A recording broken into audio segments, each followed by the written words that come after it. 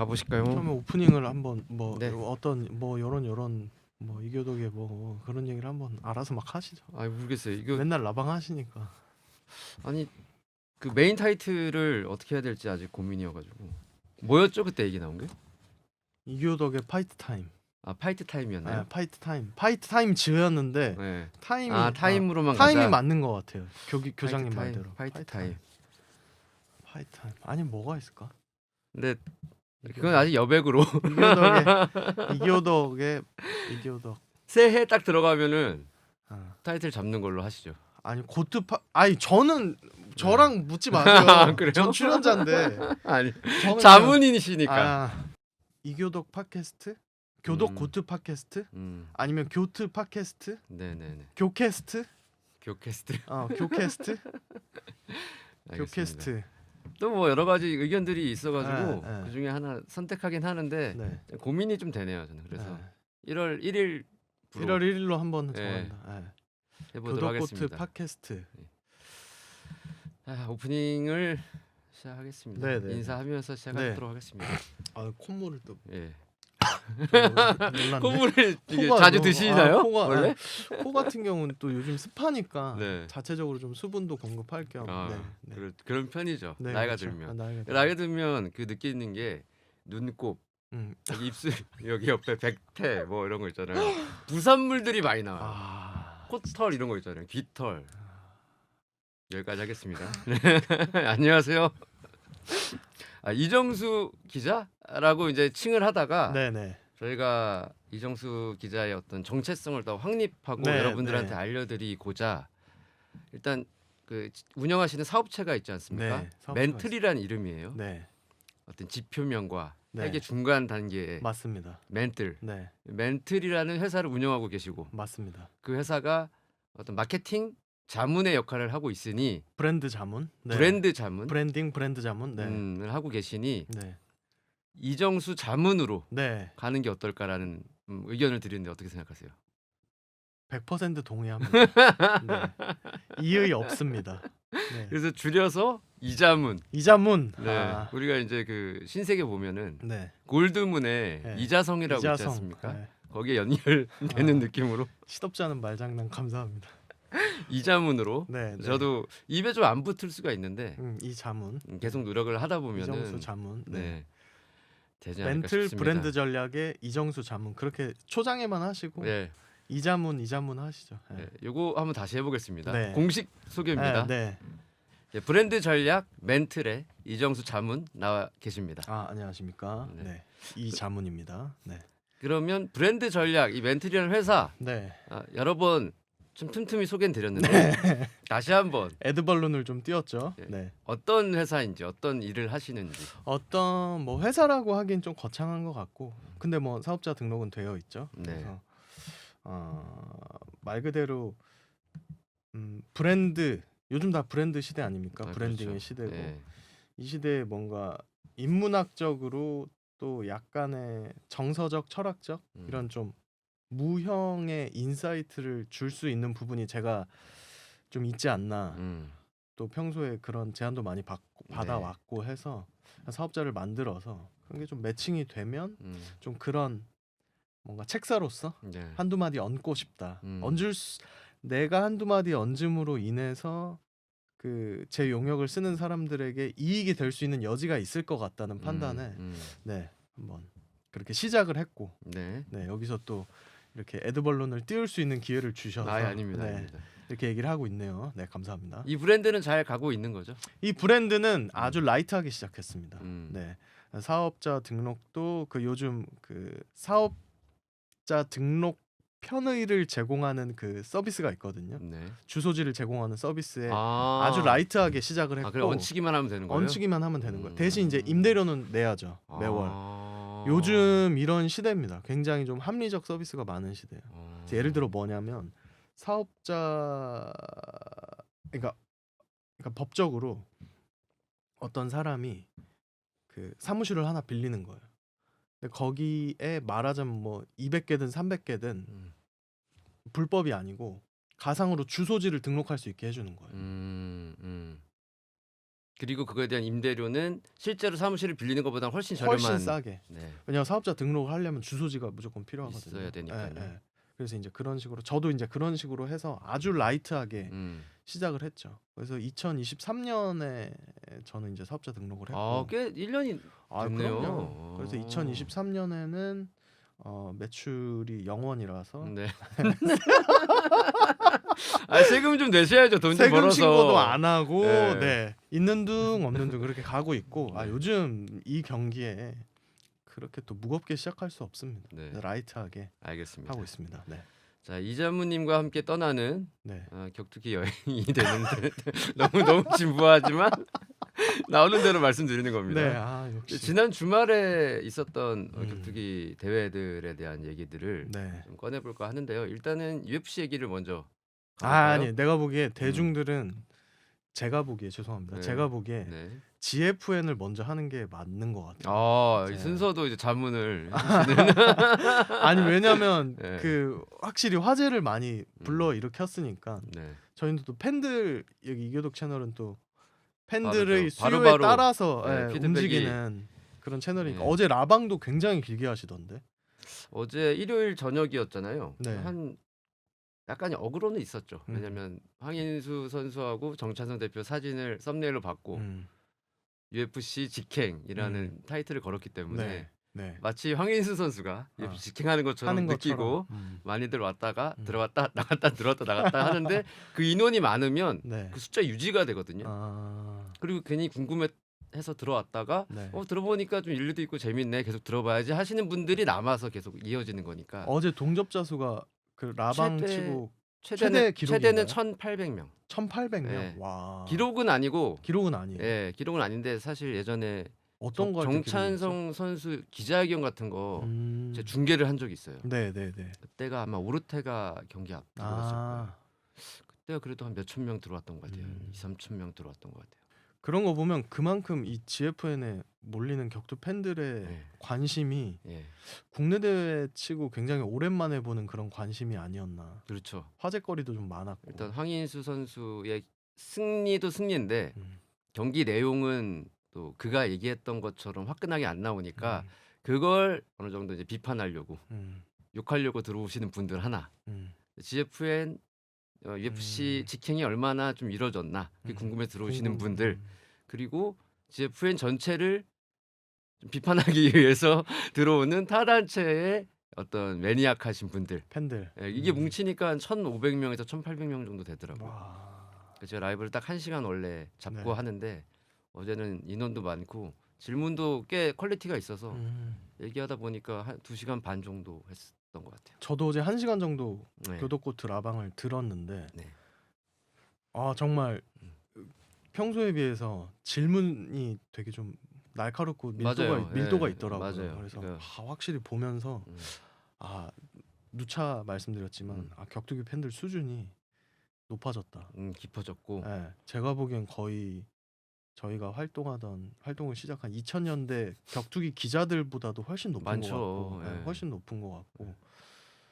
아니 근데 어떻게 되는 거예요? 그래서 황인수 선수는 어떻게 될 것 같아요? 어제 말씀은 주셨지만 네. 이 자체가 좀 특이했던 게 정찬성 선수의 GFN이니까 네. UFC와 특수관계잖아요. 네. 비공식 특수관계. 네. 그래서 이제 이 내러티브 자체가 황인수 선수가 이번 경기를 통해서 UFC에 직행할 것인가 말 것인가가 굉장히 화두였는데 근데 저는 지금 황인수 선수가 네. 제일 스포트라이트를 받았던 메인 이벤터로서 아. 승리한 건 굉장히 중요한데 데이나 눈에 들었을지는 의문이에요. 데이나 화이트 대표는 경기력도 중요하게 보긴 하지만은 이게 승패도 중요하게 보긴 하지만은 뭔가 이 스타성을 보기도 하잖아요. 그렇죠.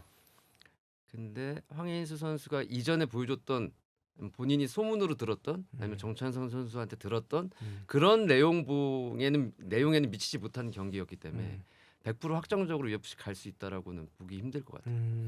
그래서 제 생각에는 컨텐더 시리즈나 이렇게 한번 거칠게 하지 않을까? 한번 거쳐서. 네. 아니면 뭐 GFN 세 번째 대회 때 나오게 하고 상대를 본인이 데이나 화이트가 아니면 뭐 션셜비나 믹메이나드나 이쪽 매치메이커가 추천하는 선수로 맞춰서 한번 테스트를 더 할 수도 있지 않을까라는 음. 생각을 해보기도 하고요. 아니 이번에 네, 그 어제 경기 이후에 네. 데이나 화이트가 또 이번 대회에 대해서 코멘트를 남겼더라고요. 아 기자회견에서 예. 얘기를 했죠. 어떤 얘기를 저도 다 확실하게 자세하게는 네. 안 들었는데 네. 일단 네. 1번은 음. 이건 좀 의외였어. 갑자기 지금 잠시 정리를 해드리면 음. 데이나 화이트가 이게 엄청 이례적인 게 음, 데이나 화이트가 코멘트를 경기 후에 남겼다는 게 ZFN 후에 남겼다는 게 아니라 네. 본인의 콜비 코빙턴 대 버클리 대회 이후 기자회견에서 네. 다른 대회인 GFN에 대한 코멘트를 남긴 거예요. 음. 이게 되게 어떻게 보면 이례적이고 네. 이 질문에 대해 답변했다는 것 자체가 힘을 네. 좀 많이 실어주는 거예요. 그쵸, GFN에. 그쵸. 예. 일단 첫 번째 먼저 나왔던 얘기는 이건 질문이 그렇게 나온 게 아니에요. GFN 질문이 음. 아니었는데 음. 심판들의 판정에 대해서 얘기를 하다가 음. 갑자기 야 내가 어제 새벽에 좀비 쇼를 봤잖아. 음. 야 한국 심판들이 훨씬 낫더라야. 음. 그 얘기를 갑자기 해요. 갑자기, 예. 돌려 깐 거지. 아. 미국 쪽에 얘네 저지들이나 래퍼리가 예. 내 마음에 안 든다는 음. 거를 음. 우회적으로 표현을 하면서 한국 쪽의 심판들의 퀄리티가 자기가 예상했던 것보다 훨씬 높다라는 거를 칭찬을 해줬어요. 그게 이제 하나가 있었고 두 번째 직접적인 질문은 나보토프 어떻게 되는 거냐. 음. 판정패를 했는데 UFC에서 계약을 하는 거냐 이 얘기가 질문이 나왔죠. 음. 이거는 나올 법한 질문이긴 했는데 그쵸. 예, 근데 이제 데나이트 대표가 나보토프는 어렵다. 음. 계약을 안 하기로 했고 나보토프를 이긴 음. 마테우스 카밀로라는 브라질 선수를 계약하기로 했다라는 걸 거기서 공식 발표를 해버립니다. 그쵸. 그러니까 이례적으로 하루도 안 지나서 이 대회 결과에서 본인이 선택한 것들을 UFC 종료 후 기자회견에서 얘기를 하는 거죠. 그러니까. 그러니까 완전히 내 식구야. GF에는 그러니까요. 좀비 쇼는 우리 아삼육이야 이제 우리 다 같은 통속이야 이렇게 돼버리는 거죠. 아니 저도 어제 네. 이제 GFN을 봤는데 저는 사실 대회를 다 보진 않았고 몇 경기 오카 경기랑 몇 경기 네. 플러스 메인 이벤트를 봤죠. 음, 그 후에 이제 항상 이런 경기를 보면 격투기 팬분들도 이제 라방에 들어오는 교도코트 라방에 들어오는 것도 비슷한 심리라고 보는데 뭐 너무 재밌고 너무 어쨌건 관심이 갔던 대회가 끝나면 누군가와 얘기를 하고 싶잖아요. 네, 제가 네. 어제 전화를 드렸잖아요. 네네. 그 오후에. 음, 아니 근데 저는 놀란 게 그 2부가 사실 황인수와 김한슬의 네. 메인 이벤트가 배치된 2부가 음. 한국 플랫폼에선 방영이 안 됐고 안 됐어요. 맞죠? 네네. 파이트 패스에서만 UFC에서 운영하는 OTT 파이트 패스에서만 네. 방영이 됐다고 저는 어제 처음 알았어요. 그러니까 저는 원래 파이트 패스로 봤는데 지난 대회도 네. 왜냐면 저는 파이트 패스를 구독을 하고 있고 그냥 음. 파이트 패스가 편해요. 아시겠지만 플랫폼으로 옮기는 게 그게 스트레스잖아요. 그쵸. 뭐 네. 깔고 로그인하고 음. 저는 당연히 뭐 어디서든 중계를 하고 있겠거니 했는데 한국 퓨어 한국 대회인데 공식 방영사가 UFC 파이트 패스였더라고요. 맞아요. 네. 그러니까 한국에서도 네. 그걸 보려면 네. 무조건 UFC 파이트 패스 스트리밍 서비스를 가입을 해야 되는 거예요. 돈을 내서 구독을 해야 되는 상황이었고 1회 대회 때도 그랬고 근데 1회 대회 때는 그게 많이 안 알려지다 보니까 사람들이 많이 못 봤고 네. 근데 2회 대회 때는 또 이 흡수력이 대단한 선수들이 나오잖아요. 그렇죠. 근데 그걸 찾아서 봐야 되잖아요. 음. 그래서 UFC가 그래도 좀 머리를 쓴 게 이번에 새로 가입하는 분들 특히 한국 지역에 한해서 1달러에 볼 수 있었습니다. 그래서 1,500원인가 내면 볼 수 있게 되어 있었다고 합니다. 저도 이제 구독자니까 그 그쵸. 그 어떤 혜택은 못 받았는데 그렇게 그런 걸 보면은 이제 정찬성 대표는 처음부터 네. 나는 이쪽 라인 확실히 탈 거야. 그런 것 같아요. 나한테 잘해줘. 네. 형 나한테 잘해줘야 돼. 나 네. 확실히 밑으로 들어가니까 어. 이걸 이제 보여준 거고 2회 때도 이게 이어진 거죠. 그거는 어떻게 보면 정찬성 혹은 뭐 GFN 쪽에서도 어떤 면에서는 실리적인 걸 포기를 한 거예요, 사실. 그렇죠. 그 그쵸. 중계권료를 받을 수도 있는 거고 네. 한국 내부에서 이렇게 클 수도 있는 건데 그래서 그런 걸 보면 정찬성 선수의 생각은 물론 이제 GFN 자체를 키우는 것도 있지만 이 본인이 어떤 그 격투계 한국 격투계에서 가지는 영향력 어쨌건 그 영향력을 키우려면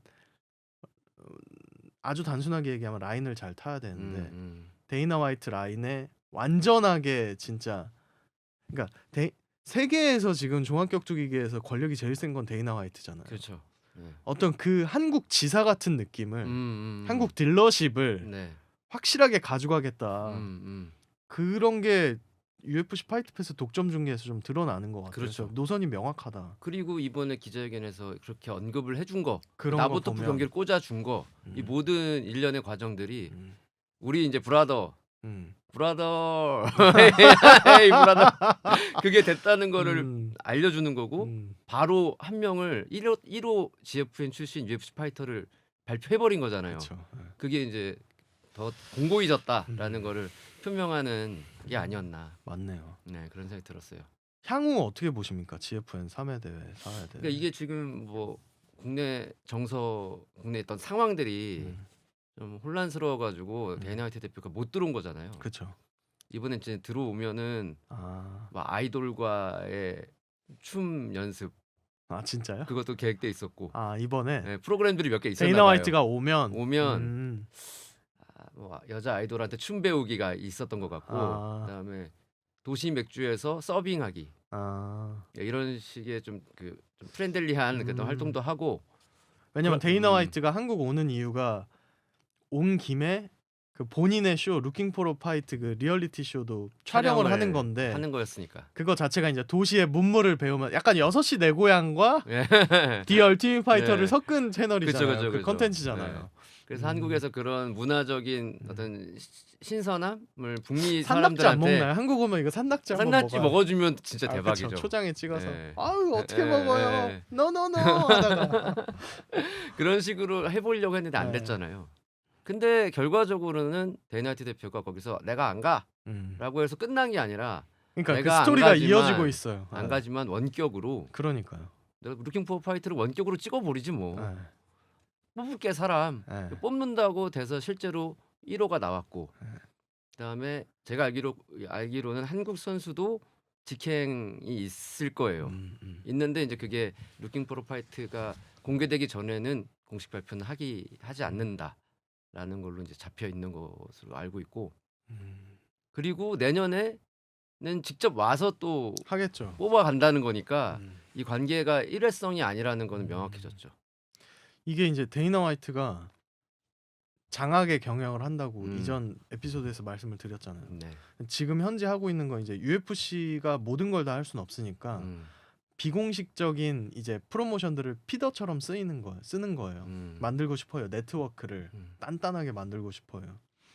그래서 파이트 패스에 들어온 피더 단체들, 피더라고 하면 너무 가혹할까요? 아니면 이외의 단체들, UFC 이외의 단체들 중 파이트 패스에서 생중계를 하기로 계약을 한 단체에 한해서 UFC 선수 소개할 때 그 명칭을 기입을 해줘요. 대회사를. 예. 예를 들어 뭐 GFN의 챔피언이다. 향후에 챔피언이 생기면 이 선수는 GFN 챔피언 출신입니다를 선수 소개할 때도 넣어주고 해설자도 얘기를 해줘요. 권위를 실어주는 거죠. 그러니까 그런 식으로 이제 네트워크를 단단하게 만들고 있는데 그런 의미에서 극동아시아 쪽에는 현재도 하나 모르겠는데 슈토가 아마 파이트 패스에서 한참 라이브 방송을 했는데 현재 하는지 지금은 안 해요. 지금은 안 하죠. 네, 예전에는 판크라스도 했었고 파이트 패스로 네. 들어갔다가 그게 이제 그 장벽이 있어요. 하나가 영어 해설이 붙어야 돼. 그렇네. 네. 네. 그래서 판크라스 영어 해설로 네. 일본인인데 영어 해설을 하던 뭐 이런 쪽으로 그쵸. 가다가 이제 판크라스도 빠졌고 근데 좀비 이번에 GFN 같은 경우는 영어 해설이 없는데 그냥 없었죠. 틀어버렸어요. 코리아 코멘터리라고 네. 써있더라고요. 그래서 뭐 이재선 감독하고 네. 김명정 캐스트하고 했는데 네. 예전에도 그런 비슷한 느낌으로는 단체 이름을 얘기하지 말라 그랬어요. 한국 중계 진들한테도. 그렇죠. 네. 타단체라고 표현했어 다. 음. 뭐 영국의 타단체, 그쵸. 일본의 타단체 이런 식으로. 그 미국 중계도 들어보면 그러니까 존 애닉 그러니까 메인 캐스터가 있잖아요. 우리나라 뭐 홍석현 캐스터 있고 성캐가 있고 뭐 성승원 캐스터 뭐 레전드 성승원 캐스터 있고 한데 그 사람들은 다 어나더 오거나이제이션이라고 해요. 어나더 프로모션 뭐 아더 프로모션. 근데 이제 해설자들은 가끔 가다가 그걸 언급을 직접적으로 해요. 벨라토르 뭐 이런 식으로. 근데 그 공식적으로 그쵸. 그게 있는 거죠. 그 프로덕션 맞아요. 그게 지침에 가이드가 있는데 가이드가 있는 거죠. 지금 이정수 자문의 말씀대로면 우리 식구들 우리 우리 식구들은 식구들은 코멘트를 적극적으로 하는 거예요. 홍보해준다. 예. 예, 우리 한 패밀리라는 거를 예. 그냥 뭐 권위를 실어주는 외부적으로 거죠. 알려도 예. 상관없는 거잖아요. 그러니까 UFC 중계는 모든 팬들이 들으니까 특히 영어권은 그 음. 듣다가 퓨리 FC가 어디야? 음. 이거 미국 우리 동네에서 하는 거잖아. 이렇게 되는 거죠, 말하자면. 그래서 그런 식으로 이제 좀 네트워크를 넓히고 있다. 예.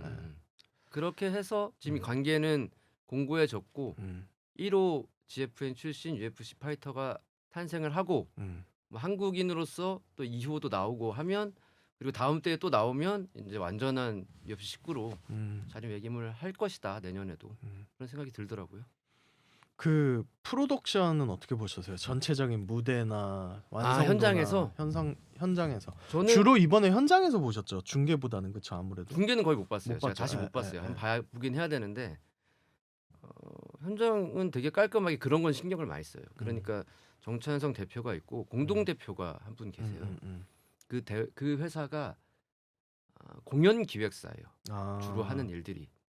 그래서 콘서트라든가 뭐 연고전, 연고전, 예, 고연전, 연고전 뭐 이런 거 좀 크게 하는 거에 대한 스포츠 행사 같은 거 기획을 하고 꾸미고 하는 일들을 주로 하는 회사라서 그런지 들어가면 어떤 그 무대가 주는 그런 중압감이나 화려함.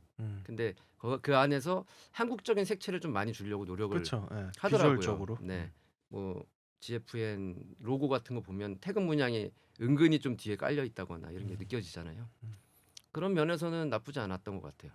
그래서 1회 대회에 이어서 2회 대회 때도 그런 색깔 좀 많이 냈는데 이번 기와장 느낌으로 많이 대궐의 문을 많이 좀 차용해가지고 차용을. 디자인을 했더라고요.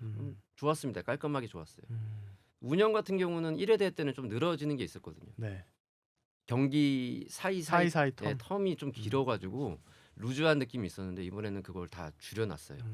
그러니까 피드백들이 좀 반영이 많이 된 2회 대회였다. 보니까 케이지 바닥에 스폰서들도 막 굵직굵직한 곳이 많이 있고 카스가 일단 카스가 들었잖아요. 있더라고요. 네. 그 맥주 회사는 사실 되게 맞물려 있어요. 되게 좋은 그쵸. 스폰서가 될 수 있잖아요. 예. 그 카스 인구층이 들어갔고. 겹치죠. 데모그래픽이. 네. 예. 뭐 권하솔의 파이터백에 칭따오가 들어왔듯이 그러니까 이게 좀 확장을 계속 하면 좋겠어요. 카스 뭐 또 다른 데 있지 않겠습니까? 그렇죠. 뭐 화이트도 예. 있을 수 있고 뭐 이런 뭐 여러 브랜드를 좀 우리가 품었으면 격투기 쪽 대회사들이 하는 바람도 좀 생겼습니다. 격투기가 올라가고 있고 어떻게 보면 말씀하신 칭따오가 선두로 한국 내에선 나섰던 거고 네. 카스도 나섰고 이렇게 된 이상 이제 다른 브랜드들도 알아볼 수 어느 있죠. 정도 나설 수 있죠. 거기다가 이제 그러니까 어떻게 보면 불경기라서 지금 굉장히 불경기라서 그 새로운 그런 거 블루칩 스폰서라고 하는데 소위 되게 소위 스케일이 다른 브랜드들이잖아요. 맞아요. 거의 뭐 일반 소비재 중에서도 제일 안정적이고 매출 볼륨이 큰 게 맥주 시장이지. 그런 것들 좀 격투기계에 많이 들어왔으면 하는 바람이 좀 있습니다. 근데 이제 1회 대회 때는 네. 이 정찬성 대표가 워낙 선수 생활을 많이 하면서 미디어 오블리게이션에 많이 치였던 것 같아 보니까. 그러니까 선수들한테 그런 부담을 안 주려고 노력해요. 1회 대회 때는 아예 기자회견도 안 했고 개최도 공개를 안 했어요. 근데 2회 때는 공개도 하고 그렇죠. 했더라고. 근데 그 이유는 제가 보기에는 스폰서들이 들어와서 홍보를 해줘야 되는 거야 본인이. 그러니까 이제 여러 가지 노출을 계속 시켜야죠. 니즈들이 상충되는 부분들을 어떻게 균형 잡고 갈 거냐. 근데 처음에는 완전히 선수 위주로 갔다가 슬슬 이제 스폰서들에 대한 친 스폰서 정책도 마련하고 있다. 더 넓어질 거다 앞으로는 그런 생각도 들었고요. 아니 그럼 GFN의 메인 이벤트에 대해서 조금 더 여쭤보면 네. 사실 모두가 예상하고 높은 확률로 주최 측에서도 기대했던 그림은 어떻게 보면 황인수 선수가 뭐 멋진 경기 끝에 승리를 피니시. 해서 피니시를 해서 바로 UFC로 가는 그림을 모두 예상했고 기대했던 것 같은데 네. 그렇게 되진 않았단 말이죠. 그래서 경기가 판정승으로 끝나서 네. 황인수한테 요구하는 바는 그거잖아요. 멋있는 KO승. 그렇죠. 화끈한 장면 이거였는데 그게 안 나왔죠. 어떻게 보셨어요? 메인 이벤트 그냥 경기 자체로 봤을 때. 저는 김한슬 선수가 너무 잘 준비를 한 것 같고 그리고 이제 황인수 선수도 어제 라이브에서 말씀드렸지만 이게 말하는 거나 이런 걸 보면 불같은 성격일 것 같은데 실제로 케이지 들어가면 되게 차갑게 변해요. 음. 이 선수가 본인이 롤모델로 삼고 있는 선수가 존 존스라고 하거든요. 아 그래요? 예. 근데 어. 존 존스처럼 레슬링을 섞거나 이런 음. 경기가 아니라 최대한 위험을 기피하는 경기를 음. 펼치죠. 장기전도 보고. 근데 이번에 그걸 되게 많이 투영을 한 것 같아요. 음. 무리하게 막 막판에는 좀 들어가려고 했지만 음. 전체적으로는 안정성을 굉장히 중요시한 음. 그런 경기 내용이었다. 근데 그러다 보니까 팬들한테는 좀 팬들의 욕구에는 음. 미치지 못했다. 기대는 좀 미치지 못했다. 네. 김한슬 냉정하게는. 선수도 너무 잘했고. 잘했고 예. 그리고 김만슬 선수는 음. 카운터 잡이에요. 그쵸. 예, 그래서 누군가가 들어와 줄 때 되게 멋있는 장면들이 나와요. 음. 근데 황인수도 조심하고 김한슬은 내 이 원 안으로 레이더 안으로 들어오면 내가 요격하려고 기다리고. 준비하고 있는 거고 황인수도 몇 번 섞어 보니까 괜히 들어갔다가 요격당하겠는데 이런 느낌이 든 거죠. 그러니까 점점 재다가 그래도 뒷판에 이제 체력도 좀 지치고 할 때 뭐 그런 그림들이 몇 차례 나오긴 했죠. 확실히 격투기 프로모터가 할 수 있는 일은 자 매치업과 그 붐업을 시키는 것 가지고 나머지는 이제 선수의 몫이고 선수의 몫이라기보다는 사실상 누구도 모르는 영역이잖아요. 경기가 어떻게 펼쳐질지는. 맞습니다. 그래서 참 어려운 것 같아요. 음. 언제나 그 격투기라는 거는 WWE가 아니니까 그 스포츠 경기라는 건 어떻게 결과가 나올지 모르는 거고 항상 이변이 있고 예측 못한 변수가 있고 그래서 너무 많죠. 너무 많아요. 예. 예. 어제 확실히 만약에 김만슬 선수가 KO를 이겼으면 그것도 그거 나름대로 화제가 됐을 되게 거고. 재미가 예. 있겠죠. 그 과정 중에 또 김만슬 선수가 2라운드에 발가락이 부러져 아 가지고 그래요? 예, 경기가 아. 완전히 이제 1라운드 때는 김만슬 선수가 완전히 이제 레이더를 돌리고 들어오면 요격하겠다 이걸 보여주고 아. 실제로도 그러니까 뭐가 부딪히지가 않았던 거죠. 네. 근데 2라운드 중반에 발가락을 다치면서 음. 스텝을 못 뛰게 뛸 되는 수가 거예요. 없으니까. 예. 그러니까 황인수 선수가 보기에는 기회가 더 많이 열린 거죠. 그러면서 이제 불꽃이 튀면서 아. 김만슬 선수도 정타를 많이 맞고 코피도 흘리고 넣기도 하고 예, 그렇게 된 거죠. 클린치도 막 하고 그랬던 예. 거구나. 기자 생활을 2003년부터 하셨잖아요. 네네네. 네. 2003년 음.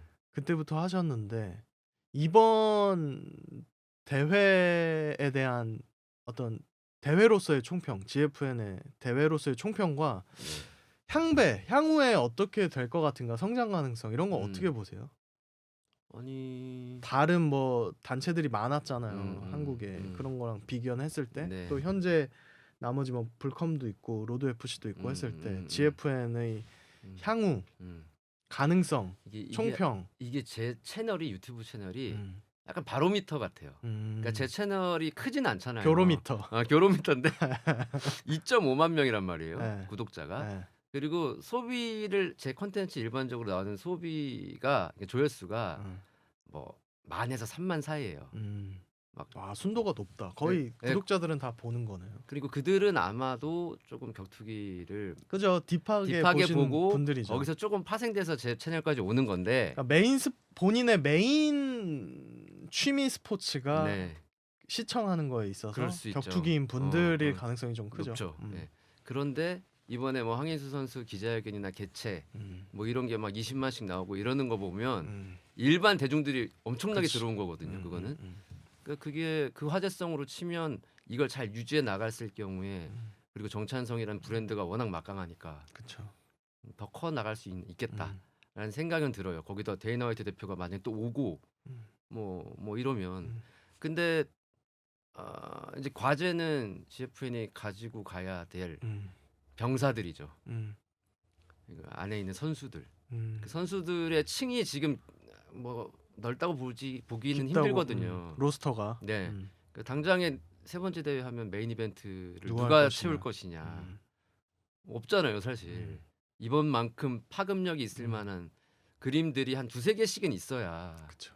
그러니까 코너 맥그리거도 있고 존 존스도 있고 론다 로지도 있고 뭐 다른 선수들도 쫙 맥살로이도 있고 이래야 돌아가면서 PPV를 하는 거 아닙니까? UFC 같은 경우.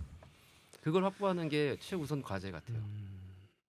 반대로 또 데이너 음. 화이트가 항상 얘기하는 게 이제 격투기는 뭐 주지의 사실이지만 격투기는 스타 드리븐 스포츠다. 그래서 스타 선수에 의해서 드라이브가 걸릴 수 있는 또 이끌어져 가는 스포츠다라는 얘기를 했는데 황인수 선수의 스타 파워는 또 한번 확인은 된 것 같아요. 진짜 헤이터와 팬들이 공존하는 그 황인수 그 파괴력, 대중적 파괴력. 예전에 제가 올린 쇼츠 같은 게 있어요. 황인수 선수가 굉장한 자신감을 표명한. 예를 들면 페레이라한테는 내가 한 수 접는다 이런 거. 나머지는 아니고 페레이라만큼은 봤죠. 한 수 저도 접는다. 봤죠. 요 멘트가 있었고 음, 그다음에 내가 지금 UFC 가면 3연승은 일단 기본으로 깔고 음, 랭킹 들어가고 나서는 좀 빡시겠는데 그 전에는 뭐 그래도 쉽게 올라가지 않겠냐 이런 멘트를 한 게 있어요. 과거 쇼츠잖아요. 거기에 지금 욕이 댓글이 기다렸다는 듯이 엄청나게 달리고 있습니다. 그러니까 그게 노리고 있었던 거지 다들 한마디씩 하고 싶었던 그렇죠. 거지. 그게 뭐 네. 황인수 선수 같이 어떻게 보면 빅마우스로 빅마우스 노선을 택한 선수들의 숙명이고. 숙명이죠. 근데 또 그런 것들이 어떻게 보면 또 짜릿한 게 한 음, 번만 또 KO 승을 거두면 여론이 또 완전 180도 바뀌거든요. 그럼요. 예. 좀 광장시장에 녹두전 뒤집듯이 턱 하고 바뀝니다. 인근에 또 광장시장 있지 네, 않겠습니까? 그렇죠. 그래서 또 그런 것조차 어떻게 보면 컨텐츠가 될 수 있고 팬들에게 있어서는 관심사가 될 수 있고 한 것 같아요. 이 시점에 대한 것만 볼 게 아니라 그쵸. 과정으로 보면 그렇죠. 이 황인수라는 브랜드가 저 커지는 과정이지 않겠습니까? 이런 게 성장 소위 과정? 서사죠. 서사죠. 어떻게 끝날지 모르는 거지만. 예.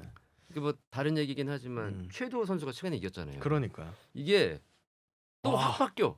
그럼요. 격투기가 진짜 잔인한 스포츠인 맞아, 게 잔인해요. 이 구기 종목은 시즌으로 해서 결과로 인정받잖아요. 그래서 우승이냐 몇이냐 이렇게. 그렇죠. 예. 그리고 뭐 하루 정도 실수해도 욕 먹고 지나가는 거고. 근데 격투기는 속성 자체가 저는 이렇게 봐요. 그러니까 격투기 선수가 특히나 이제 탑급으로 올라가면 경기 텀이 길어지잖아요. 사이사이가. 이게 상당 부분 가수의 앨범이나 영화 감독의 작품 같은 거예요. 그래서 그 하나하나에 쏠리는 어떤 비평이나 이런 게 굉장히 좀 깊고 아프게 들어온단 말이죠. 예를 들어 뭐 친구를 만들었던 곽경택 감독의 차기작이 어떨 것이냐, 아니면 뭐 쉬리를 만들었던 강재규 감독은 너무 다 옛날 쉬리의 차기작이 어땠냐 했는데 뭐 쉬리 이후에 태극기 휘날리면데 그건 좋았는데 그 이후에 뭐 강재규 감독 맞죠? 몰라요, 저도 잘. 쉬리의 강재규 감독 맞을 텐데 그 이후에 뭐 재난 블록버스터를 만들었는데도 그건 완전 망했단 말이에요. 그러니까 그건 그런 것 같아요. 그러니까 격투기 선수 뭐 영어로 격언 중에 격투계 바닥 격언 중에 너의 가치는 너의 마지막 경기가 평가한다 이런 말이 있거든요. 그렇죠. 그래서 잔인하면서도 그 외줄타기 같은 속성이 주는 짜릿함 같은 것도 있는 것 같고 참 그런 것 같아요. 근데 그거를 또 멘탈적으로 잘 그쵸. 신경을 쓰면서도 신경을 안 써야. 그쵸. 그 밸런스가 중요하죠. 예, 그래야 또 안정적으로 훈련도 하고 다음 경기에 대한 부담감도 좀 덜하게 하면서 싸울 수 있는 것 같아요. 그래서 격투기 선수가 오래가는 선수들 보면 상당 부분 본인의 정신 세계가 확실히 있는 선수들이 많아요. 그게 악인에 가깝든 선역에 가깝든 혹은 뭐 철학자에 가깝든 이런 어떤 질곡의 나날들을 뚫고 나가는 선수가 이제 레전드가 되는 거잖아요. 네. 그래서 그 멘탈 관리라는 게 그런 부분에서 진짜 중요한 거예요. 진짜 보면 볼수록. 그러니까 우리 인간이라는 게 사실 멘탈 관리를 잘 하다가도 한 번씩 삐끗할 수 있잖아요. 그럼요. 네. 다른 식의 스트레스 해소도 필요한 거고. 그렇죠. 네. 그러다 보면 이제 존준수처럼 술을 좀 진탕 먹거나 그런 약을 상황이- 하거나 뭐 이런 경우들도 생기는 것 같고. 근데 또 긍정적으로 그거를 해소할 수 있는 방법들을 각자 찾아 나가는 게 필요한 것 같아요, 선수들은. 그렇죠. 그 선수들도 롤 모델을 정하는 게 어떻게 보면 중요한 것 같아요. 그 더 중요하게는 제가 이제 옆에서 많이 봤잖아요. 젊은 선수들 많이 봤잖아요. 어렸을 때부터 보면 저는 양성호 감독의 지론과 굉장히 좀 동의를 하는 편인데 스스로를 알아야 돼. 스스로가 어떤 선수인지, 내가 진짜 천재과인지, 아니면 나는 꾸준히 해서 늘 수 있는 선수인지, 아니면 나는 헤드코치가 굉장히 필요해서 의지를 하는 스타일인지, 아니면 나는 진짜 늑대처럼 혼자 훈련한 게 더 좋은 건지, 그런 거를 빨리 파악하는 선수 혹은 또 선수를 지속하면서 그런 걸 알아가는 선수들이 음, 좀 롱런할 가능성이 있고 그런 것 같아요. 음. 반짝 빛나긴 쉬운데 음, 이렇게 최도우 선수처럼 길게 먼 길을 걸어와서 또 다시 또 한번 꽃을 피우려고 하는 거잖아요. 그죠. 이번에 랜드웨어와의 경기는 제가 보기엔 진짜 거의 공포 수준으로 너무 잘했고 압도였죠. 압도. 랜드웨어가 되게 잘하는 선수예요. 그렇죠. 예, 바로 랭커 밑에 있는 그렇죠. 선수인데. 이제 초엘리트와 음, 그러니까 인간계에 있는 신체 능력 중에 음. 거의 최강의 선수예요. 진짜로. 그래서 그러니까 피지컬이나 운동 능력이 엘리트인 선수들 중에서도 랜드웨어한테 잡히는 경우가 왕왕 있거든요. 와, 근데 랜드웨어 잡는 거 보고 이거 조금 다르네. 모르는 사이에 한번 그 차원의 장막을 찍고 들어갔네. 그런 생각이 좀 들더라고요. 그런 거 보면 이런 최도우 선수 같은 커리어 어떻게 보면 후반에 접어든 거잖아요. 이제 그쵸. 나이가 네, 슈퍼보이지만 나이가 이제 좀 있고. 그래서 그런 컴백을 할 수 있으려면 소울 서칭이 그 자아 성찰이 좀 필요한데 그걸 되게 잘한 것 같아요. 그렇죠. 적재적소에 정찬성 선수 이제 코치죠. 정찬성 코치와 결합도 어떻게 보면 그게 되게 좋은 수였던 것 같고. 맞아요. 그게 이게 굴곡이 있었고 스스로 성찰을 좀 많이 한 것 같긴 그런 해요. 것 같아요. 예. 왜냐하면 한 2년 전에 인터뷰 보면 자기는 그 20대 때 시간이 무한한 줄 알았대요. 그렇죠. 그 그러니까 당시엔 시간이 그렇죠. 지나고 나니까 그게 되게 소중한 순간순간이었다는 걸 알게 된 거지. 음. 그러면서 훈련에 대한 대하는 태도라든가 본인 현재 진짜 위치라든가 이런 거에 대해서 되게 더 소중함을 느낀 게 아닌가?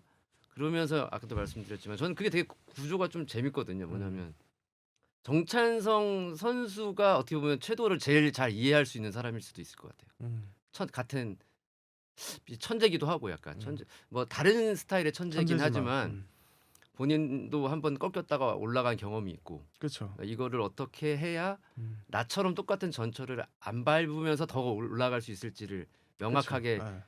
예. 이걸 주입할 수 있는 네. 사람. 그 정도 그릇이 되는 사람. 그쵸. 이정수의 그릇론 같이. 내가 자기가 실현하지 못했던 이상적인 그 모습을 다 받아서 먹을 수 있는 그쵸. 지금 상태에서 최적의 그릇이잖아요. 근데 그걸 최도는. 또 전수한다고 아무나 받을 수 있는 것도 그러니까. 아니고 네. 최도우 같은 재능이 받침이 돼야지 또 네. 그런 그쵸. 멘토링도 받을 수 있는 거잖아요. 그래서 그 둘의 콤비 플레이가 내년에 되게 중요할 것 같고 네. 재밌을 것 같아요. 네. 정찬성 대표로서의 그 부분, GFN의 운영도 음. 재밌을 것 같고 정찬성의 코치로서의 정찬성, 최도를 앞세운 뭐 이런 성장도 좀 기대가 되고. 보면 이제 최도우 선수도 30대 초반으로 알고 있고 33살. 33이에요. 91년생이니까 만으로 아. 33입니다. 그러면 좀 전성기의 문이 닫히는 마지막 박차를 봐야 진짜 마지막이네요. 네. 전성기 뭐 평균에 수렴한다고 봤을 때 그렇죠. 황인수 선수도 90년대 중반생이죠. 93년생이야 그럴 거예요. 만으로 30. 그러니까 30대 초반이 사실 음, 종합격투기에서 가장 만개하는 시기잖아요. 맞아요.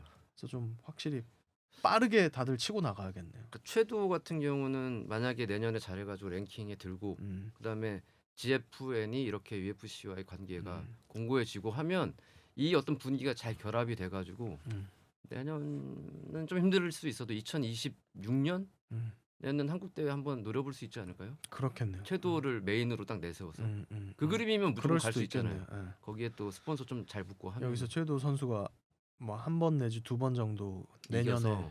잘 이겨주면 랭킹 지금부터는 랭커들이랑 할 텐데 네, 그렇죠. 그 브라이스 미첼한테 어, 그 평평 지구설 도발도 되게 센스 있게 잘했더라고요. 잘했던 예. 것 같고 근데 그게 이미 이제 어느 정도 음. 이리디움이죠. 에이전시에서 음. 이걸 마련해 놓은 것 같아. 빌드업을 전략적으로. 좀 해놨구나. 예. 그래서 만약 이기면 브라이스 미첼 콜 하자. 음. 뭐 이런 것도 다 얘기가 되어 있었던 것 같아요. 만약에 그걸 이리디움에 했다면 매니지먼트 팀이 일을 잘 한 거죠. 그렇죠. 예. 그러니까 우리나라 선수들한테 이걸 얘기를 해주고 싶은데 국내 선수들한테 매니저라는 게 그냥 우리 뭐 물 틀면 수도세 내듯이 그냥 내야 되는 돈이 아니에요. 매니저 피가. 매니저는 매니지먼트 일을 하기 때문에 파이터 분들의 돈을 떼주는 거예요. 근데 그런 뭐- 식으로 자기가 못 보는 분야에 대해서 그럼요. 길을 터주는 거죠. 어떻게 보면 선수들은 운동만 할 수 있게 전념을 할 수 있게 해야 되는 게 매니지먼트예요. 그거 너무 잘 만든 것 같아요. 그쵸. 그런 게 중요한 네, 거죠. 센스 근데 있게 잘 만들고 사람들이 지금 계속 얘기를 하고 있잖아요. 전 세계 음. 사람들이 그 부분에 대해서 그쵸. 그렇게 그런 거 만들었다는 잘한 것 거는 같아. 중요. 혹시나 선수가 음. 자신의 브랜드를 음. 좀 키우기 위해서 네. 자문을 해주십시오. 자문해 주십시오. 아 그러면 저는 너무 재밌게 해줄 수 있죠. 아, 예, 그렇죠, 예. 그렇죠. 피가 선수들에 대해서는 없습니다. 예, 예. 저한테. 어. 근데 뭐 제가 한다고 해서 격투기 선수는 결국은 음, 경기로 얘기하는 그렇죠. 거잖아요. 예, 예, 예. 경기로 얘기하는 거기 때문에 뭐 실력이 없는데 그걸 뭐 어떻게 화제를 이끌어서 뭐 스타로 만들고 이러긴 너무 힘든 거고 제가 뭐 그래 본 적도 없고 근데 다만 그런 건 이제 할 수 있겠죠. 뭐냐면 격투기 선수로서 본인의 어떤 뭐랄까 매력 포인트 대중에게 좀 어필링 할 수 있는 부분이 뭐가 있을지에 대해서 얘기할 수 있겠고 근데 그런 건 있는 것 같아요. 우리나라 선수들이 어떻게 보면 그 격투기들의 순수 격투가들이 가지는 그런 어떻게 보면 계산적이지 않은 순수함이 있어서 또 격투가를 사랑한 거기도 하지만 그렇죠.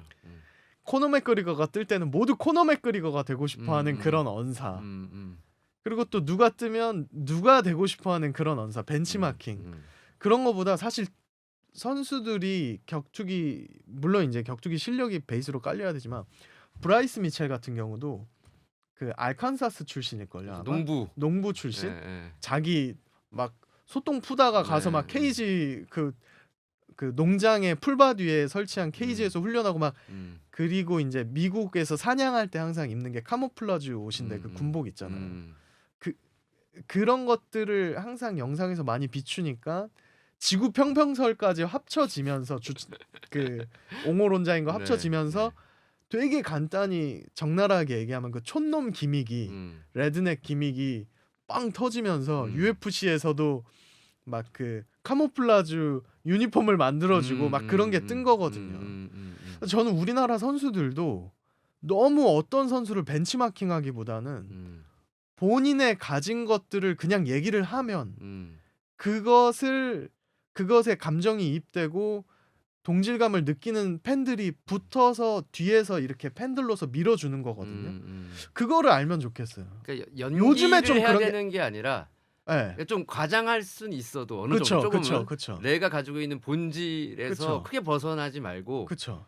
보여주면 네. 그게 사람들한테 오히려 어필이 잘 된다. 그쵸. 이게 이자무님의 말씀이신 거죠? 네네. 예를 들어서 주동조 선수 같은 거예요. 아 주동조? 네. 예를 들면 어떤 예를 포인트? 들면 뭐냐면 일단은 브랜드 커뮤니케이션에 있어서 네. 이 사투리를 써 일단. 사투리를 전혀 숨기지 않잖아요. 팀매드 느낌이. 네. 그래서 팀매드 보면 좀 희한한 게 서울은 아니고 확실히 그 뭔가 그 경상도를 장악하고 있는 선한 조직 같은 느낌이 있잖아요. 선한 조직이라는 건 그 조직이 아니라 실제 그냥 집단 같은 느낌이 있잖아요. 주동조 선수가 코너 맥그리거가 되려고 막 못된 짓 하고 막 나쁜 욕하고 그랬으면 이게 오히려 더 못 떴을 거예요. 근데 양감독 TV라는 그 채널이 있고 플랫폼이 그렇죠. 있는데 네. 거기서 끊임없이 유머러스함을 보여주고 사투리를 쓰고 그 뭔가 연애 컨텐츠에도 나오고 너무 재밌잖아요. 이게 원래, 나오다가 그거를 매듭 짓는 게 중요한데 경기에서 또 보여주고 그러니까 이제 팬들이 붙고 또 반대로 개체량을 실패하니까 내 양감독 TV 그러니까 요즘 격투 팬들의 수준이 놀란 게 양감독 채널에도 비판 댓글이 올라와. 그치. 막 나가 죽어라가 아니고 주동조 선수 실망입니다. 그런 게 막 올라오고 그죠. 아니 제가 그러니까 형들 같은 거야. 다 형들이고 동생들 같은 거야. 아 제가 주동조 얼마나 좋아했는데 개체를 못 맞춥니까부터 해서 그러니까 또 양 감독은 거기서 화답을 하고 플랫폼에서 주동조 선수가 직접 나와서 졌을 때도 오히려 실망이긴 한데 뭐 선수로서 그럴 수 있다고 봅니다. 야 그런 거 같아요. 그러면서 브랜드가 강화되고 친근해지고 좀 요즘에는 그러니까 옛날에는 셀러브리티들이 그런 게 있어요. 뭐냐면 메시아에 가까워 셀러브리티들이 완벽해. 우리 90년대 보면 그런 상이 되려고 노력하잖아요. 그런 상이 되려고 노력을 하고 실제로 그래서 8, 90년대 스타들이 정치인이 되는 거예요. 왜냐면 사람들이 스타들을 공인이랑 착각을 하는 거예요. 좋은 의미로. 그게 왜 가능했냐면 미디어 환경 자체가 TV만 있어서 가능한 거예요. 무슨 말이냐? TV는 지금 UFC나 쇼폼 컨텐츠 시대처럼 일거수일투족이 컨텐츠화가 되지 않는 시대예요. 그러니까 셀러브리티나 스포츠 스타 입장에서 본인이 내고 싶은 면만 송출할 수 있는 거야. 본인이 공개하고 싶은 면만 송출할 수 있는 거야. 근데 대부분 거기서 어수룩한 면을 보여주기보다는 항상 완벽한 부유한 면. 모습, 근엄한 모습, 그쵸, 완벽한 모습만 보여주니까 그게 가능한 거예요. 근데 지금 완전 다변화 시대잖아요. 예전에는 지금의 그거 노선은 우리가 잘 아는 인물로는 나훈아 씨. 나훈아 씨, 자기 어떤 그 사생활은 공개를 전혀 안 하고 그쵸, 예. 완벽한 가수의 네. 모습만 보여주려고 하는 거죠. 스타의 그 모습만. 스타덤이 8, 90년대 때 혹은 00년대 음. 아니면 2010년대 초반까지 그걸 먼저 선점한 사람은 그게 가능해요. 근데 요즘 스타들은 그런 방식으로 하지 않아요. 그런 방식으로 크지 않아요. 요즘 셀럽들은, 그러니까 요즘 보면 잘생긴 사람이 무조건 1등 스타가 되는 시대는 아니라는 거죠. 맞아요. 그런 의미에서. 요즘에는 가수들이 어떤 영화를 좋아하는지, 어떤 브랜드인지, 뭐 예를 들어 케이팝 아티스트 같은 경우는 평소에 옷 스타일이 어떤지까지 다 컨텐츠가 되고 그거에 따라서 팬들이 붙는 시대이기 때문에 뭐 본인의 내면을 그대로 보여주는 게, 솔직하게 보여주는 게 추악하지 않다면 그게 어떻게 보면 제일 좀 효과적인 방식일 수 있다는 거죠. 그래서 양감독 TV 얘기가 나와서 그런데 이 양감독 TV가 이 이쪽 그 부산 팀메드 선수들한테는 약간 축복일 수도 있는 게 그렇죠. 본인 식구들끼리 운영하는 채널이고 하다 보니까 좀 그 기회가 좀 열려 있는 것 같아요. 이게 뭐냐면 주동조가 본인의 브랜드를 이렇게 막 알리고 테스트도 해보고 할 수 있는 장이잖아요. 저는 요새 정한국 선수가 진짜 웃기거든요. 이제 팀메드에서 자기가 이런 식으로 카메라 마사지를 진짜 뭐 그 양감독 TV 대단한 게, 네. 끊어 죄송한데 음, 정한국 선수가 진짜 웃기거든요라고 했잖아요. 네. 격투기 선수인데 요즘 정말 잘해요가 아니고 아니 그거 어떻게 보면 진짜 대단한 거예요. 아니 경기도 잘하거니와. 그러니까요. 그 이외의 매력들을 어. 그 전에는 네. 보여주기가 힘들었는데 양감독 TV라든가 여러 이제 유튜브 채널이라든가 아니면 본인이 뭐 SNS를 통해서 기회가 생기니까 그거를 또 발산하는 긍정적인 어떤 효과들도 많이 나오더라고요. 결과도. 아, 여기 양성훈 감독 한번 좀 나와 주셔야 되는 거 아니에요? 이런 얘기 좀 할 그렇죠. 겸. 좀 나와주십시오, 양 감독님. 아니 제가 양성훈 감독 부산에 갈 일이 있어서 네네네. 이 얘기하면서 살짝 끊으면 될 것 같은데, 네. 제가 부산에 가서 양성훈 감독을 만난 적이 있어요. 그래서 뭐 이런저런 뭐 시덥지 않은 얘기도 했고 뭐 컨텐츠 얘기도 하다 한 1시간 반 2시간 정도 얘기한 것 같아요. 그러고 이제 헤어졌는데 네. 그분이 대단한 게 전략이 많아요. 그거 다 음. 허허실실이지 음. 원칙도 많고 전략도 많고 음. 플래닝도 다 돼 있고 음. 있더라고요. 그런 거 여기 이교덕 고트 채널에 나와서 팟캐스트에서 한번 얘기하면 너무 재밌을 것 같아요. 제가 또 이제 지나가면서 그런 얘기 물어봤어요. 양 감독님한테. 유튜브 선배로서 유튜버 선배로서 어떤 가이드 같은 것도 좀 알려주시고 팁도 좀 알려주세요. 그러니까 웃으면서, 그러니까 있는 거야 자기한테는. 근데 또 누군가가 가르쳐 달라면 가르쳐 줄 사람이야 그분은. 그걸 배워보는 시간을 이 자리를 통해서 가져보는 것도 나쁘지 않을 것 같다. 한번 여기 나오면 저도 너무 재밌게 볼 것 같아요. 두 분이 하는 얘기 들으면. 같이 얘기해야죠. 아, 제가 뭐 거기 대가들 있는데 어떻게 아니 이정훈님 같이. 선수 이제 캐릭터와 브랜드 얘기를 계속 하다 보니까 네. 다시 GFN으로 돌아와서 지금의 그럼 황인수 선수의 인터뷰 스킬이라든가 본인이 보여주고 싶어하는 면들이라든가 네. 이런 거는 어떻게 평가하세요? 저는 그거에 네. 대해서는 얘기할 게 좀 있어요. 어. 저는 황인수 선수 모르고, 그러니까 저는 뭐 아시겠지만 국내 격투기에서는 완전 외부자로 빠진 지가 오래됐어요. 네, 한 네. 10년 넘은 것 같아. 10년? 10년 된 것 같아. 근데 황인수 선수가 경기에서 보여준 느낌하고도 좀 상통하는데 황인수 선수도 좀 포트폴리오를 너무 얇게 넓힌 것 같아요. 어떤 의미죠? 무슨 말이냐면 얇게 넓게 넓혔다. 그러니까 밀도가, 황인수 선수는 보면 파괴력으로 보면 오한마랑 정 세트야. 오한마랑 정 세트야. 그러니까 오한마랑 정은 오한마를 날려서 맞추진 않잖아요. 오한마가 뭔지 아시죠? 그 깨는 그 큰 햄머 있잖아요. 근데 물론 이제 황인수 선수는 경기로 봐도 기술적으로 보면 제 느낌, 제 의견입니다. 저는 뭐 격투기 선수 출신도 아니고 아무것도 아니니까 보면 너무 테크니컬해진 것 같아. 그러니까 황인수 선수는 뭐냐면, 그러니까 저는 요즘 보면서 격투기 선수도, 그러니까 뭐에는 뭐로 받고 뭐에는 뭐로 받고 이런 컨비네이션 되게 지엽적, 마이크로 기술도 중요하지만 보면 볼수록 이 스스로에 대해서 아는 매크로 전략도 되게 중요한 것 같아요. 경기를 크게 봤을 때 어떻게 풀 것이냐. 황인수의 가장 큰 장점은 오한마를 들고 있다는 거예요. 그 협박.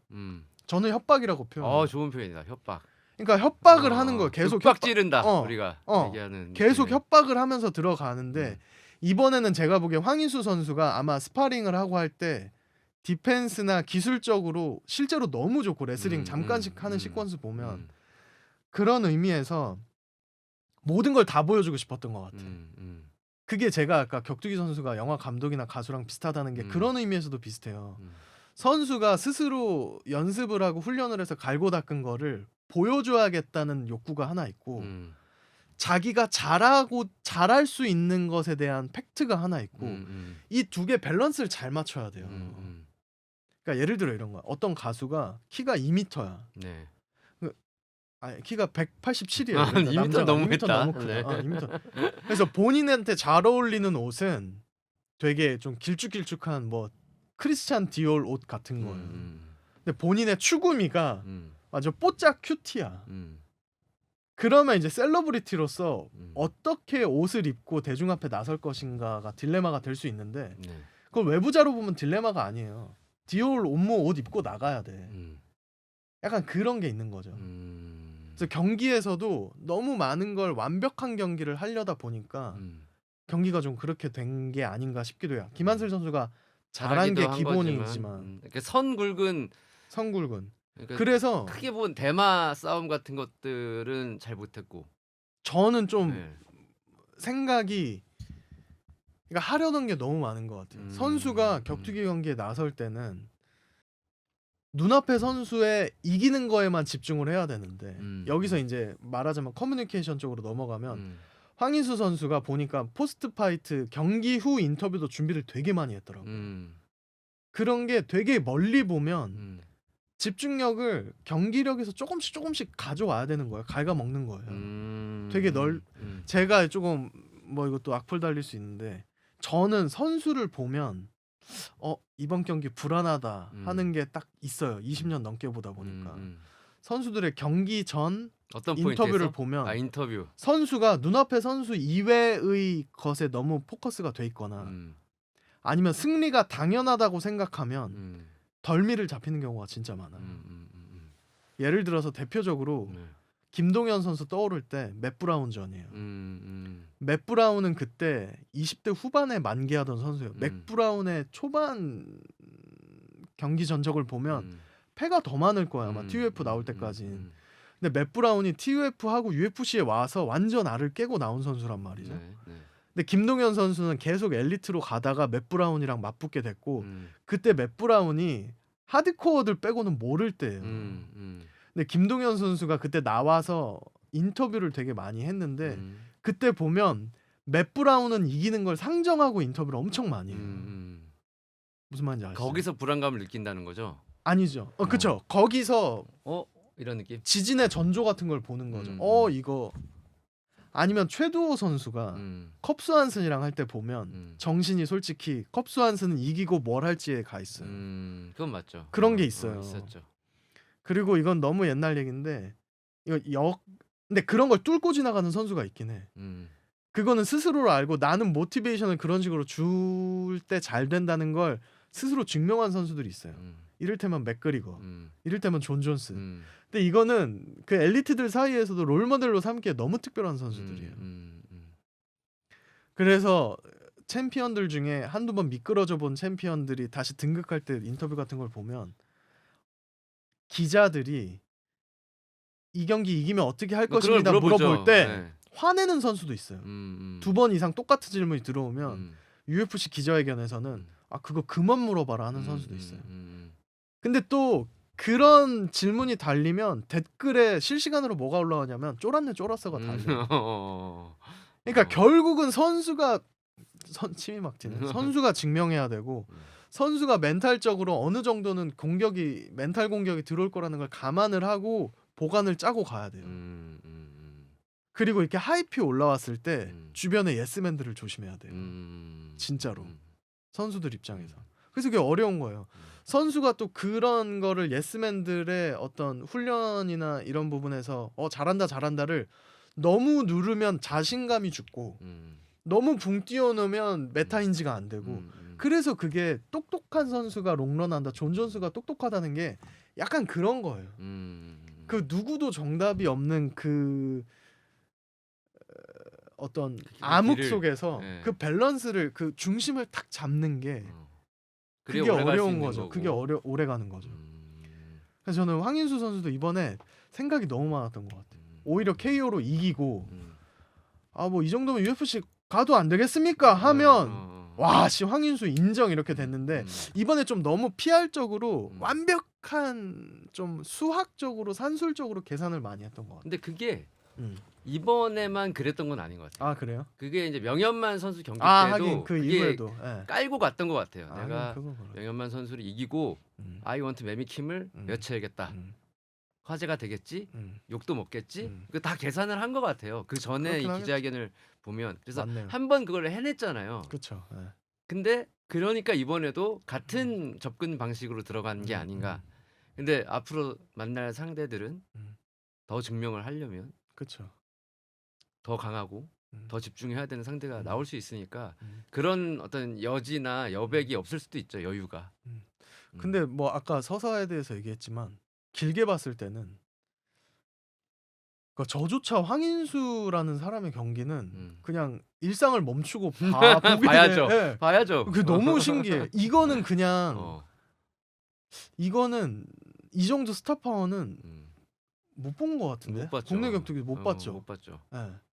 네. 이게 이 정도 바와 깔을 같이 예. 몰고 다니는 그러니까요. 예. 선수는 거의 없었던 것 같은데. 진짜 불세출의 스타라는 말 있잖아요. 우리나라에서는 없었던 유형이니까 그렇죠, 그런 것 유형이 같아요. 그렇죠. 그게 뭐 코너 맥그리거가 예. 있고 그 전에 뭐 차일 소넨도 있고 예. 미국에서도 이런 악역 캐릭터라고 해야 되나요? 그죠. 예. 노토리어스의 힐이라고 하죠. 힐. 힐의 느낌의 어. 선수들이 많이 없었잖아요. 사실 예. 나온 게 뭐 크게 예. 오래되지 않았다고 보는데 콜비 쿠핑턴도 그렇고 예. 근데 우리나라는 어색하기 때문에 그걸 안 하고 있다가 그렇죠. 예. 그냥 워낙 자기가 센 그걸 사람들이 표방한 선수는 있었는데 예, 예. 뭐 예전에 김도영 선수 아, 야 김도영. 권하솔 난 널 죽일 수도 있어.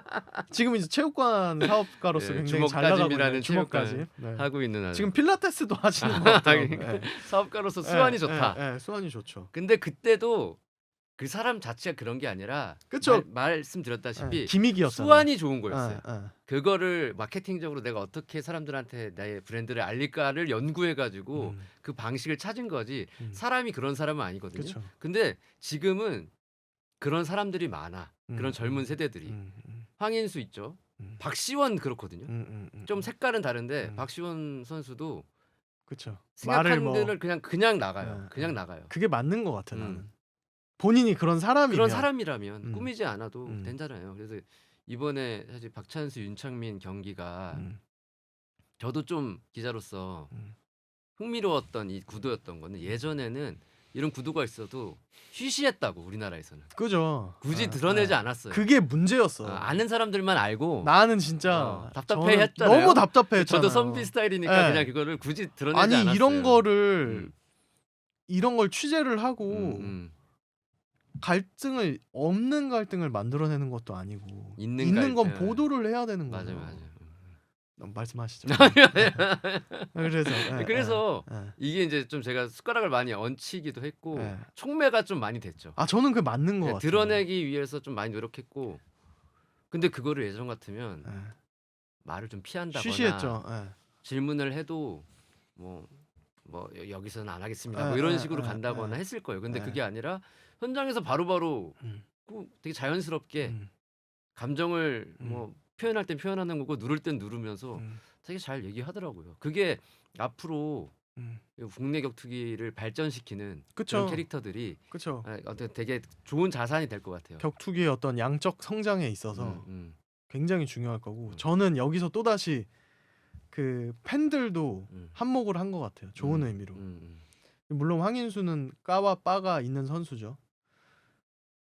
근데 예전에 비해서 소위 황인수 안티 분들조차도 좋아하지 않는 분들조차도 예전처럼 막 건들댄다 뭐 이런 식으로 비난은 안 하잖아요. 너가 해왔던 너가 얘기했던 거에 대해서 이건 실망이다 뭐 이런 식이고 예전 같으면 진짜 저는 격투계에서는 특히 선수들 사이에서 선후배라는 건 없다고 봐요. 있으면 안 돼요.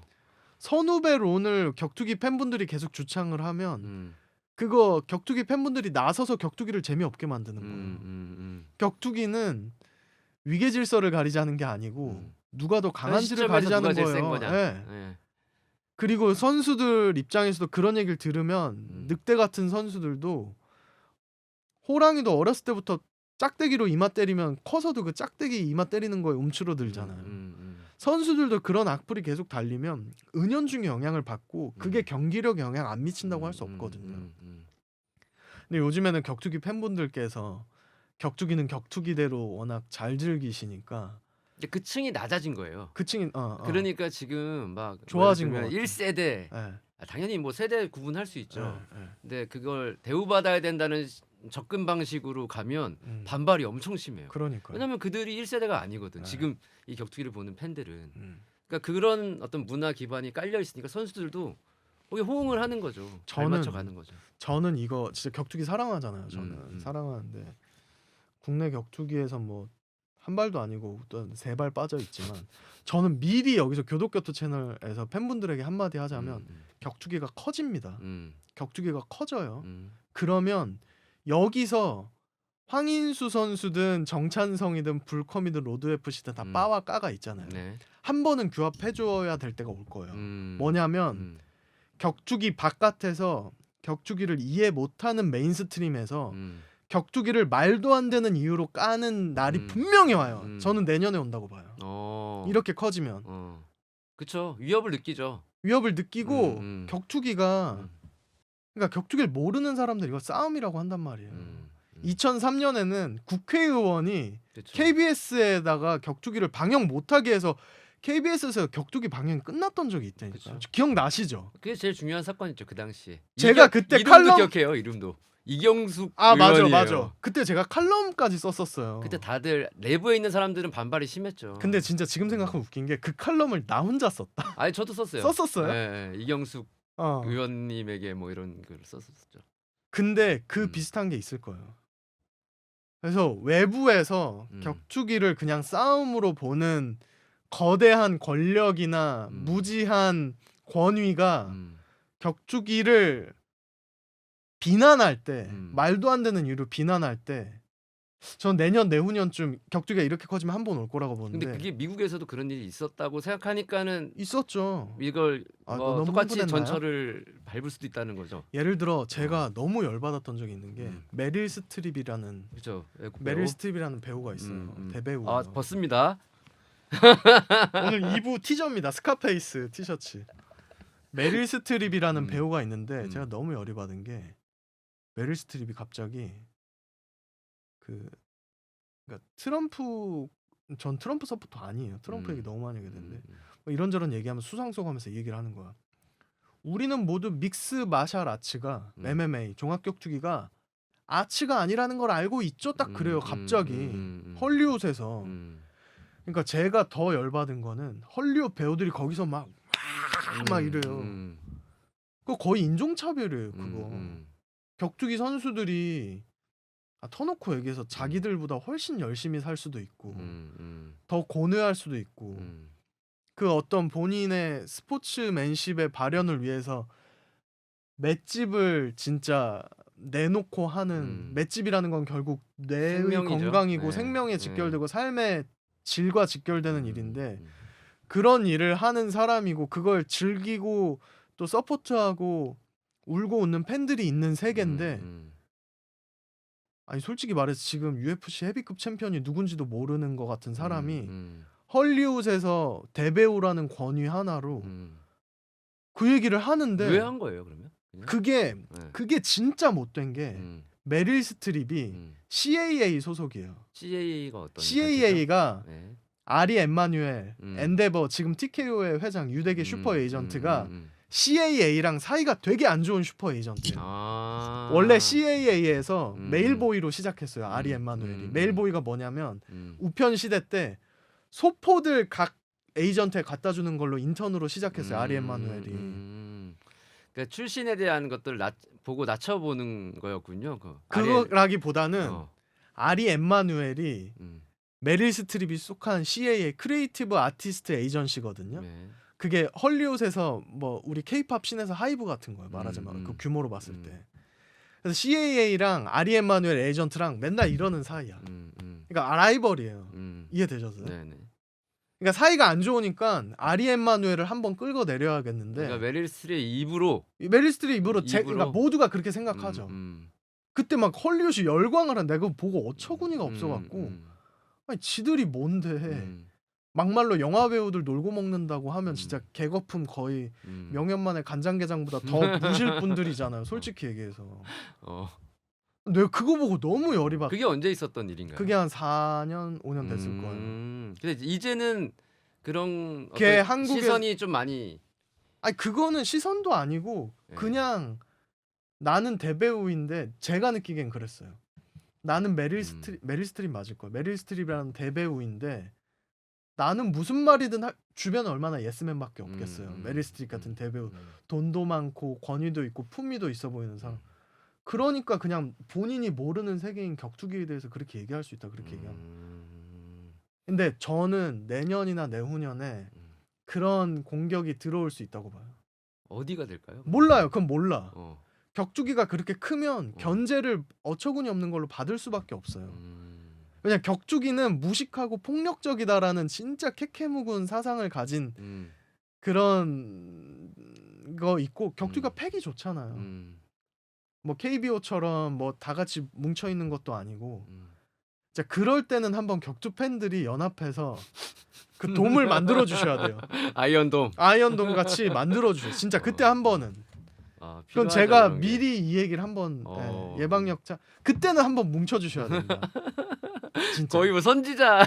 저는 이거 분명히 올 거라고 해요. 왜냐면 너무 까기 좋아. 근데 그거를 또 잘 분간을 해야 돼. 이게 우리가 진짜 뭉쳐야 되는 사안인가? 아니 실제 잘못이 있는 건가? 그건 또 있어야 돼. 그쵸. 실제 잘못이 있을 때 격투기라고 뭉쳐주면 안 돼. 그렇죠. 무조건 움츠러 들어야죠. 근데 반성하고 해야지. 뭔가 격투기는 두들겨 패고 싸우는 거다 수준의 어떤 담론이 우리를 공격할 때는 격덕들이 한번 뭉쳐줘요. 그때 예전에는 또 그런 거 있었잖아요. 게임 그쵸. 게임 같은 거잖아요. 겜덕들이 뭉쳐줬어. 게임 산업이 워낙 커지고 할 때 PC방 산업 막 하고 할 때 청소년들이 게임만 바라보고 공부를 안 하고 뭐 이런 느낌으로 갔던 것 같은데요. 그쵸. 그게 무슨 스포츠냐 뭐 이런 식으로. 근데 그게 산업이 워낙 크고 공고해지고 스타들의 파급력도 되게 높았고 그리고 따르는 팬들도 그쵸. 뭉쳐줬기 때문에 그쵸. 아이언돔이 형성돼서 지금은 뭐 전 세계적인 뭐 롤드컵이라고 하는 이름이 붙을 정도로 추종 세력이 많은 건데 그런 시기를 잘 우리가 그때는 한번 준비하자. 한번 뭉쳐야 된다. 뭉치자. 그냥 이거 한번 말씀드리는 거예요. 나중에 그런 일이 안 생기면 좋은 안 거고. 생기면 좋은 거죠. 제일 생기면 좋은 한번. 거죠.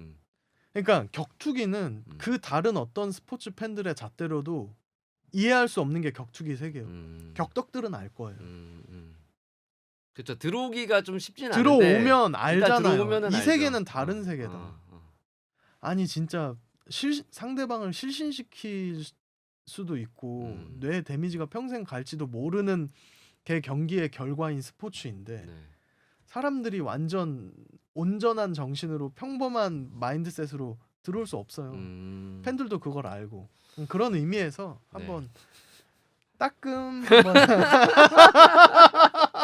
이게 너무 진짜 따끔 이게 저희 방송이 자랑이기도 한 건데 너무 생물이라 뭐냐면 시작 JFN 리뷰하고 이번 UFC 리뷰 합시다라고 시작을 했는데 콜비 코빙턴 얘기 하지도 못했네. 제가 문제예요. 이거 너무 아니 근데 장황하게 이게 얘기해서. 생물이야. 이게 이 재미입니다. 이게 지금 오늘 되게 다양한 얘기 했잖아요. 네. 선수의 브랜드부터 해가지고 양 감독 TV부터 해가지고 섀도우부터 해가지고 주동조 박한별 러브라인 어떻게 되는 겁니까? 박한별은 누구예요? 모르세요?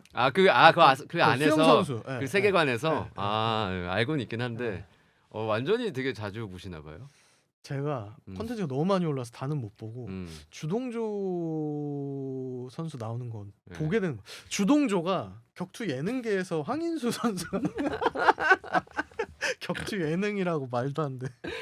일단 콜비 코빙턴은 네. 뭐 다음에 다음에 하시죠. 네. 다음에 얘기하도록 하고 한마디만 하면 네. 콜비가 이번에 좀 PR 전략을 바꿨어요.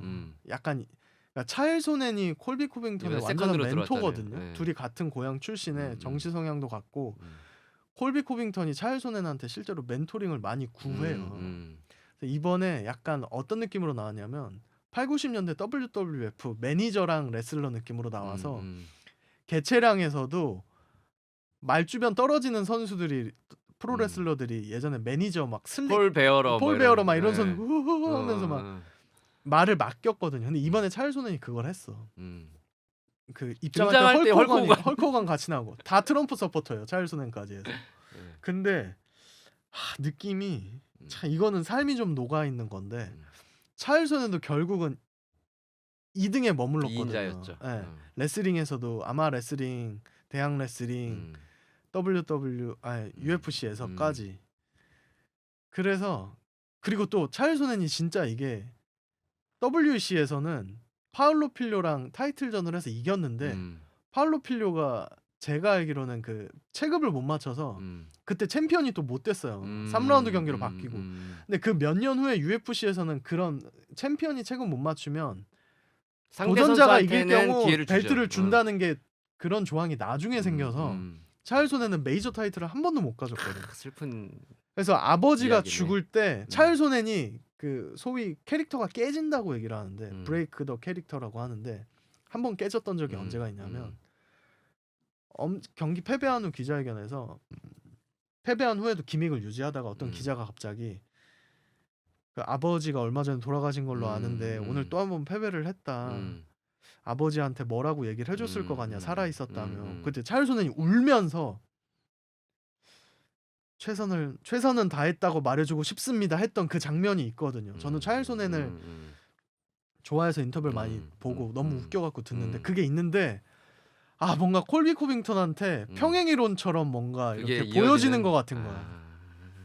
보는데 좀 물론 이제 인터림 챔피언을 했잖아요 콜비가. 네. 그러니까 대단하지만 그게 진짜 이게 격투기인 것 같아. 그렇죠. 이제는 정상으로 쓸 수 있는 기회가 쉽지는 않겠죠. 어렵겠죠. 확률적으로. 예. 물론 이제 UFC에서 인터림까지 했다는 것도 사실 대단한 업적인데. 우스만이 없었다면 그리고 또 동시에 아까 뭐 비슷한 얘기했지만 선수들 입장에서 20대가 영원하지 않다는 걸 느끼셔야 되는 게 그런 거예요. 선수들이 콜비 코빙턴 같이 5라운드 챔피언십 메인 이벤트에서 전쟁 같은 경기를 몇 번 펼치면 저는 그거 한 번이 그 거의 교통사고 같은 거라고 봐요. 콜비 코빙턴도 나이가 들었더라고 어제 보니까. 거기 중간에 턱도 한번 깨지고. 그쵸. 그리고 나이가 들어가지고 네. 우리 이제 아까도 우리 하기 전에 움직일 때 소리가 많이 소리 나잖아요. 많이 나죠. 아이고야. 콧소리 흥을.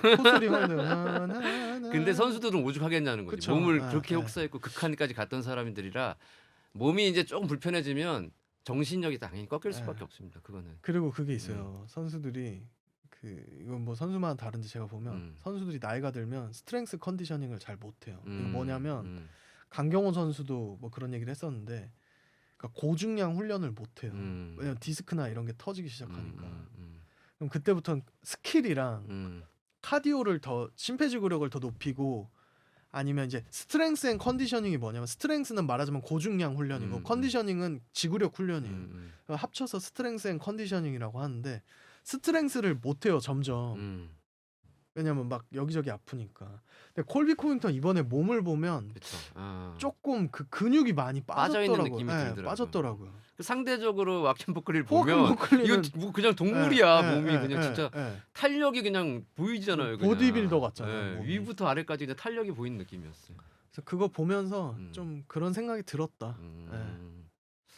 그러게요. 열심히 살았고 멋있는 경기 많이 그럼요. 너무 펼쳤고 멋졌죠. 콜비 예. 코빙턴도 근데 권하솔 같은 건데 사실 음. 권하솔 선수도 사사키 신지 경기 끝나고 울거든요. 힘들었다고 그래요. 음. 그런 게 깨지는 순간이 있었어요. 그쵸. 한두 예, 번은. 예.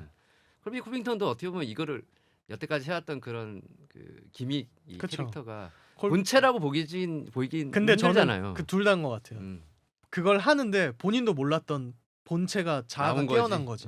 그거도 다 차일소넨한테 조언을 구했다는 얘기가 많아요. 하기 전에. 아 그렇기도 하네. 예, 그게 재계약하기 전에 음, 너 계속 이렇게 경기하면 음, 재계약 안 아무도- 해줄 거다 어, 하니까 어, 어. 그때 차일소넨 아니 콜비 코잉턴이 음, 브라질에 가서 음. 들어온 동물들아 거기서 시작된 맞아요. 그죠, 거거든요. 그죠. 브라질 관객들한테 중간에 막 관중들한테. 갑자기 그 되게 조용조용한 원래 친구였거든. 조용했죠. 예, 예. 그러다 갑자기 그게 차일소넨의 어드바이스였다. 그게 많아요. 근데 아. 차일소넨이 대단한 게 어. 그거 어드바이스 줬다는 얘기를 음. 잘 안 해. 아, 왜냐면 그것조차 캐릭터 깨지는 거니까. 알겠습니다. 예. 마지막 질문으로 음, 마무리할게요. 이게 연결되는 거기 네. 때문에 지금 차일소넨의 그 콜비 코빙턴을 위한 음, 자문 음. 이자문께서 보시기에는 성공적이었다? 완전 성공적이었죠. 완전 성공적이었죠. 왜냐면 콜비 코잉턴은 챔피언 벨트가 없을 때도 문제없이 메인 이벤트를 음. 수행할 수 있는 사람들 중 하나였으니까 음, 인터림 타이틀로 페이퍼뷰 헤드라인을 했을걸요. 음. 콜비 코잉턴이. 그렇죠. 그거 베이스에는 이제 그 트래시 토크가 있었죠. 예, 재밌었어 솔직히. 누군가가 그런 음. 걸 물어봐요. 그러면 음. 그 캐릭터를 잘 파악을 한 다음에 그런 자문을 해주실 수 있다? 자문이라기보다 브레인스토밍 할 때 옆에 있으면 음. 좀 재밌게 한두 마디 얹을 수 있는 것 같아요. 아. 예. 알겠습니다. 오늘 다양한 얘기들을 나눴는데 정말 우리 방송이 정말 아이고. 생물이다. 네. 이제 끝내라라는 지금 알람이 왔거든요. 역시 또 아재들의 상징이죠. 갤럭시. 아이폰이 아니라 갤럭시 알람이잖아요. 갤럭시가 이거. 편하다. 갤럭시가 편하다. 결과적으로 갤럭시가 편하다라는 프라이드 말씀. 링은 우주다. 네. 우리 핸드폰은 갤럭시다. 갤럭시는 은하니까. 은하다. 예. 여기 이렇게 마무리하겠습니다. 네. 네, 오늘 시간 내주셔서 감사하고 감사합니다. 이정수 자문 네. 함께했습니다. 감사합니다. 감사합니다.